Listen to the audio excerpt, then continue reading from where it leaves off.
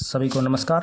Online classes में आप सभी का स्वागत करते हैं। आज हम हिंदी व्याकरण के अंतर्गत अलंकार व इसके भेदों को पढ़ेंगे। अलंकार बहुत ही महत्वपूर्ण टॉपिक है। हिंदी व्याकरण के अंतर्गत व काव्यांश की विशेषागत विशेषताएं लिखते समय अलंकारों का प्रयोग जो है आपको आना चाहिए। अलंकारों को कैसे आप सर्च करते हैं, कैसे ढूंढते हैं, उनकी पहचान क्या है, ये आप सीखेंगे। तो शुरू करते हैं। देखिए, सबसे पहले अलंकार क्या होता है, इसके भेदों के नाम आपको बताने। तो सबसे पहले हमने परिभाषा लिखी हुई है, आप देख सकते हैं। अलंकार से क्या तात्पर्य है। अलंकार में अलम और कार दो शब्द हैं। देखिए, अलंकार जो है अलम प्लस कार, यानी अलम और कार दो शब्दों से मिलकर बना हुआ है। अलम का अर्थ होता है भूषण या सजावट। भूषण या सजावट आप कह सकते हैं, अलम का अर्थ है। और अर्थात जो अलंकृत या भूषित करे, यानी जो सजावट का काम करे, वह अलंकार है।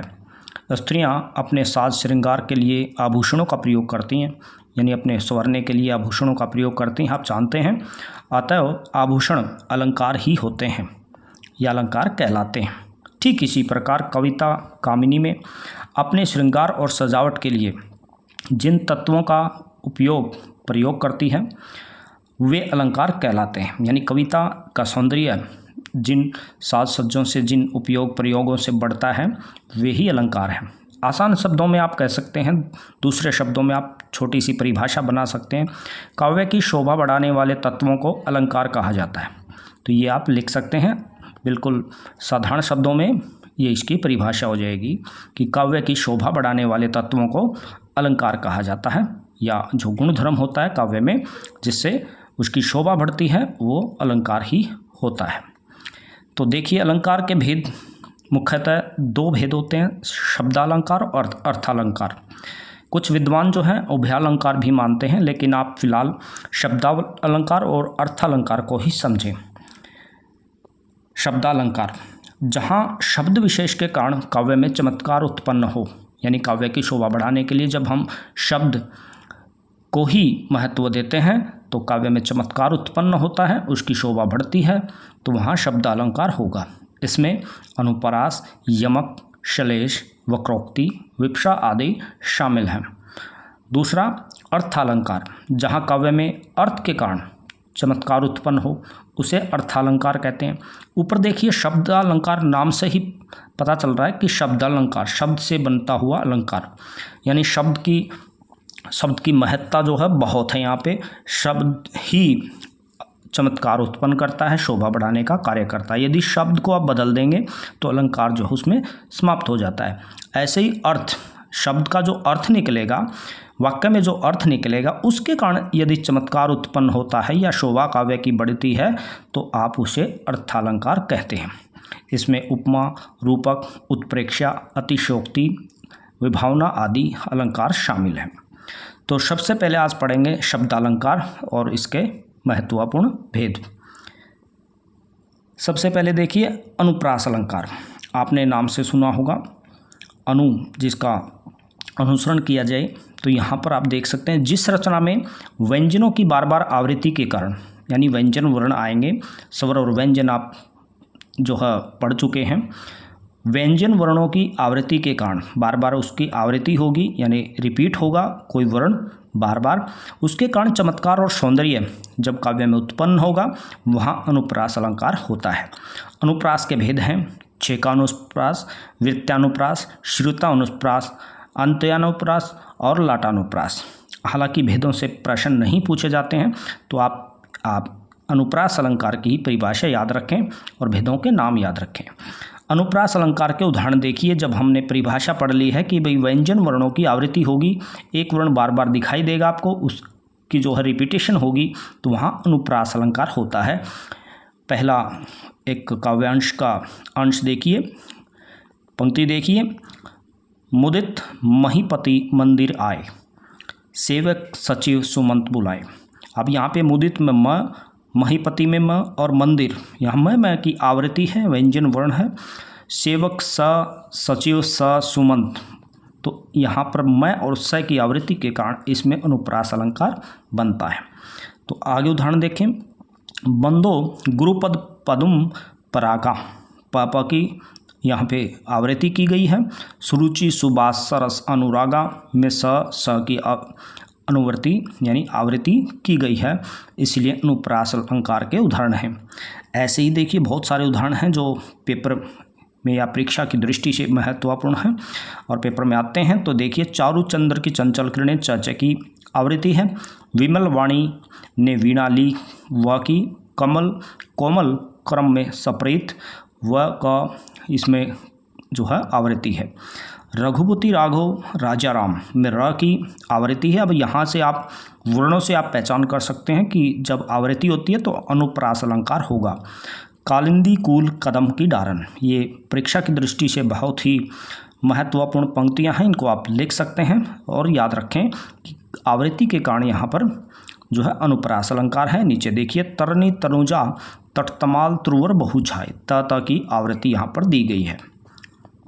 अन्य उदाहरण यहाँ पर दिए गए हैं, आप इनको पढ़ सकते हैं। प्रतिभट कटक कटीले केते काटी क की आवृत्ति है।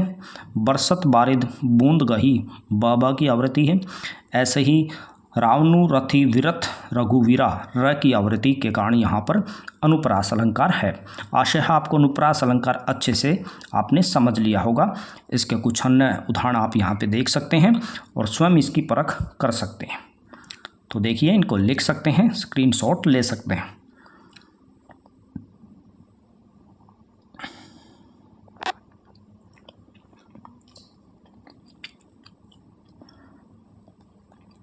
वर्णों की आवृत्ति के कारण आपको काव्य में पहचान करनी है कि अनुप्रास अलंकार कहाँ पर प्रयुक्त किया गया है। अब चलते हैं यमक अलंकार।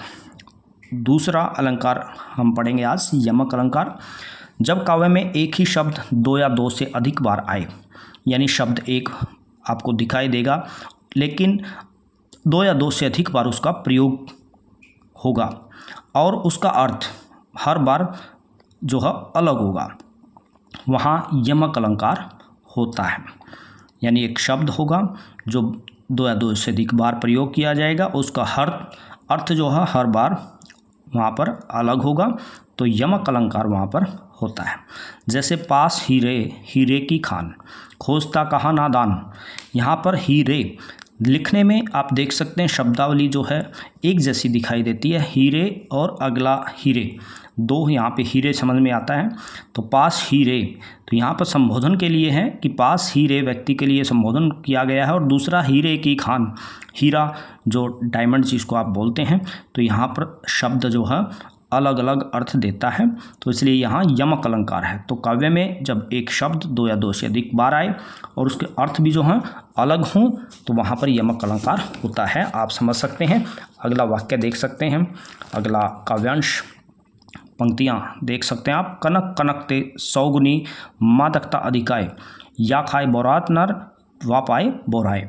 तो कनक कनक, पहला जो कनक शब्द है उसका अलग अर्थ है और दूसरा कनक जो है उसका अर्थ अलग है। तो पद्य में कनक शब्द का दो बार प्रयोग, और प्रथम जो कनक है उसका सोना और दूसरे कनक का अर्थ जो है धतूरा, यहाँ पर आप कह सकते हैं दो बार इसका प्रयोग है।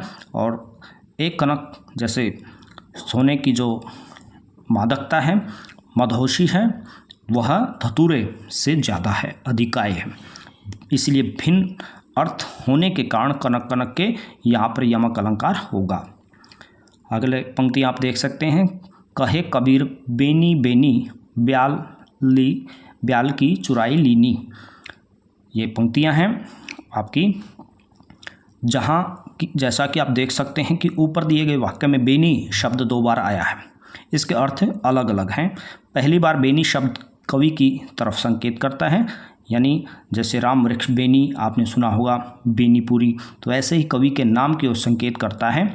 और दूसरी बार बेनी जो शब्द है वो चोटी के लिए प्रयोग किया गया है, अक्सर जो लड़कियां चोटी बनाती हैं तो उसके लिए प्रयोग किया गया है।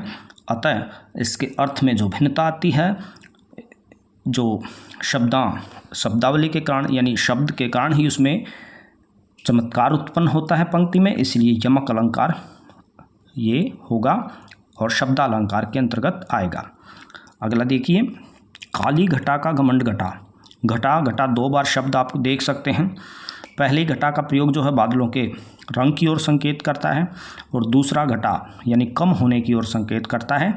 तो ऐसे में यहाँ पर यमक अलंकार होगा। आगे देख सकते हैं, 3 बेर खाती थी वह 3 बेर खाती थी। 3 बेर यानी खाने वाले बेर की बात करती है। 3 बेर खाती थी वह 3 बेर खाती थी। पहले जो बेर का अर्थ है यहाँ पर आप देख सकते हैं, खाने वाले एक फल की ओर संकेत करता है और 3 बेर यानी 3 बार, दिन में 3 बार की ओर संकेत करता है। तो बेर का अर्थ जो है समय के लिए प्रयोग किया गया है, 3 बार के लिए प्रयोग किया गया है। तो ऐसे में जो है यमक अलंकार होगा। एक शब्द अलग अलग जगह अलग अलग अर्थ देकर प्रयुक्त किया गया है। आगे देख सकते हैं आप, ऊंचे घोर मंदिर के अंदर रहने वाली ऊंचे घोर मंदिर के अंदर रहती है। तो ये भी यमक अलंकार का उदाहरण होगा। तो ऐसे आप देख सकते हैं, यहाँ ऊंचे घोर मंदिर शब्दों की आवृत्ति है और उसके अर्थ जो हैं अलग अलग होंगे। आगे चलते हैं, ये कुछ उदाहरण आप स्वयं देख सकते हैं। माला फेरत जुग भया, फिर आना मन का फेर, और कर का मन का डारी दे, मन का फेर। तो मन का एक माला के लिए प्रयोग किया जाता है, हृदय के लिए प्रयोग किया गया है। माला का दाना जो होता है, मणि जो होती है, उसको भी मन का आप बोलते हैं। तो यहाँ अलग अलग अर्थ में इसका प्रयोग किया गया है। तो ऐसे में यहाँ यमक अलंकार होगा। कुछ अन्य उदाहरण आप लिख सकते हैं जो आपकी परीक्षा की दृष्टि से महत्वपूर्ण हैं।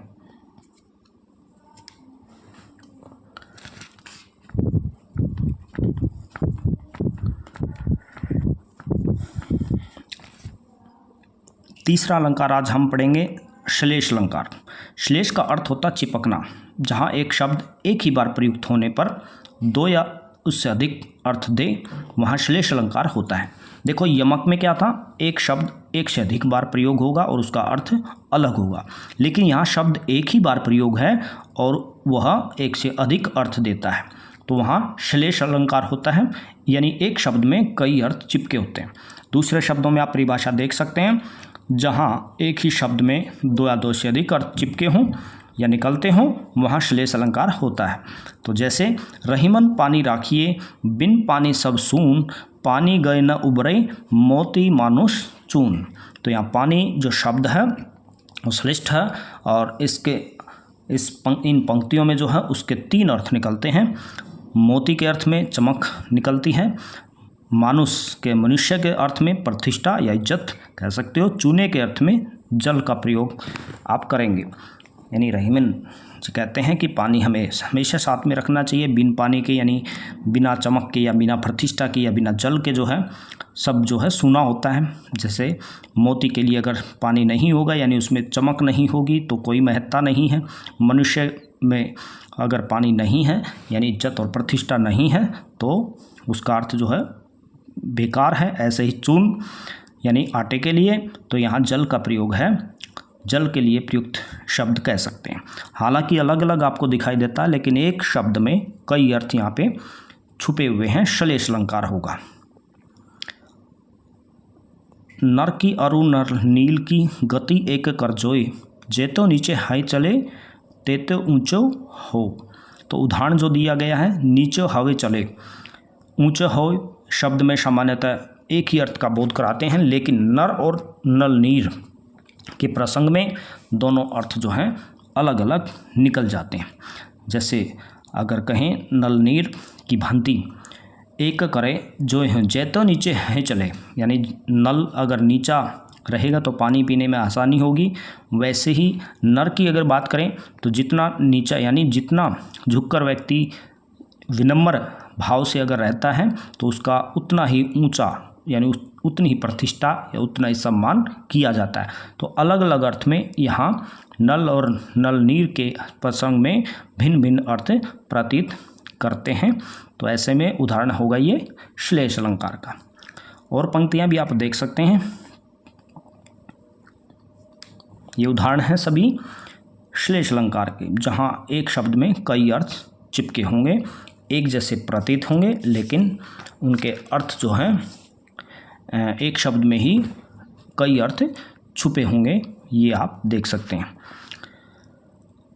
भौरें भौरें सहकार, भौर और भौर के प्रसंग में मस्त होना और आम के प्रसंग में मंजरी निकलना यानी का अर्थ जो है देगा यहाँ पर। रहीमन जो रहीम गति दीप की कुल कपूत गति सोए, बारे उजियारे करे बड़े अंधेरों होए। तो यहाँ पर बारे का अर्थ जो है जलना या बचपन के लिए प्रयोग है, कई अर्थ इसमें छुपे हुए हैं। ऐसे ही बड़े का अर्थ मतलब बुझने पर या बड़ा होने पर, इसमें बच्चे के लिए बड़ा होने पर इसका अर्थ निकलता है। ऐसे ही यहाँ आप देख सकते हैं कुछ अन्य उदाहरण हमने दिए हैं। श्लेष अलंकार, आज हम इतना ही पढ़ेंगे। श्लेष अलंकार के आप उदाहरण लिख सकते हैं। अगली वीडियो के माध्यम से अन्य अलंकारों से परिचित होंगे। तब तक के लिए नमस्कार, आपका दिन शुभ हो। इन अलंकारों को उदाहरण को नोट करें, लिखें और परीक्षा की तैयारी करें। चैनल को अगर आपने सब्सक्राइब नहीं किया है सब्सक्राइब कर लें। महत्वपूर्ण जानकारियों के साथ आपके साथ अवगत होते रहेंगे। नमस्कार।